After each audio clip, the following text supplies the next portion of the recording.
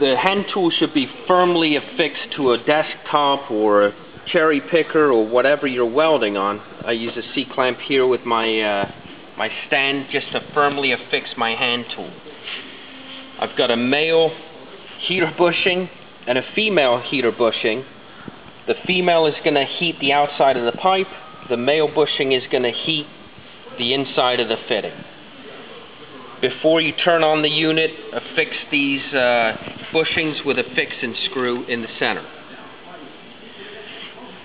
My thermostat is set by a flathead screwdriver on this dial. The temperature for polypropylene or PVDF is going to be 260 to 270 degrees C. You have a power source light on the machine. You also have a thermostat light. Once this thermostat light goes out, it's up to temperature. It will cycle on and off as the temperature is governed up and down. Right now we can see that our heating tool is up to temperature. The light went out. I'm going to be welding a piece of pipe to a T.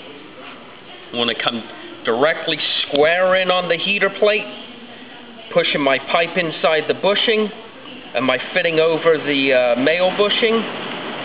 Pull it apart and come straight together. Do not quarter turn as you would with a standard PVC joint. That will disturb the weld. Before I start, however, there are a couple of things that help me weld. One is to bevel the end of the pipe. By beveling the end of the pipe here, you take off a sharp angle on the pipe. It'll easily go into the bushing.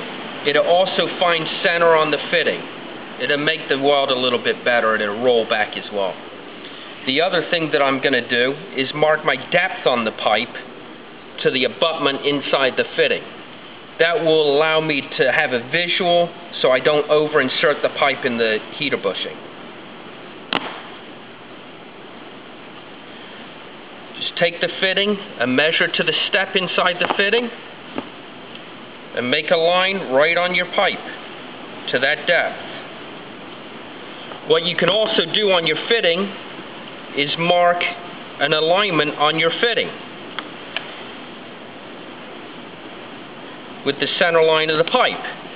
This will allow you to go straight in on your fitting and get the right orientation so you don't roll the fitting one way or the other. Once these two pieces are together, you will not be able to make any real significant adjustments during the welding process.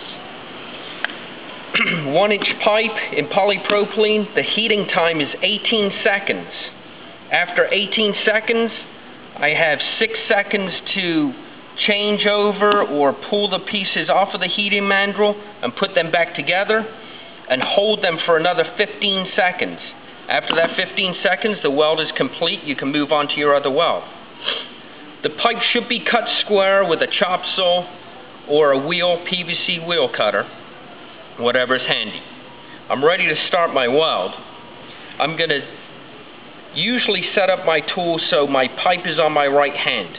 The pipe is going to be a little bit more difficult to push into the heater bushing than pushing the fitting over the heater bushing. So I start my pipe a couple of seconds ahead. I'm not pushing that hard, I'm letting the heat do the work. Once I get a good start on my pipe, I put my fitting in. 1, 2, 3, 4, 5, 6, 7, 8, 9, 10, 11, 12, 13, 14, 15, 16, 17, 18. Pull them apart, directly in together, right up to the line. Make sure everything is square. Hold it there for 15 seconds until the heater or the heated joint cools down. After 15 seconds, your joint is complete. You should see a double bead, one from the pipe, one from the fitting. They both join together and you have a complete joint.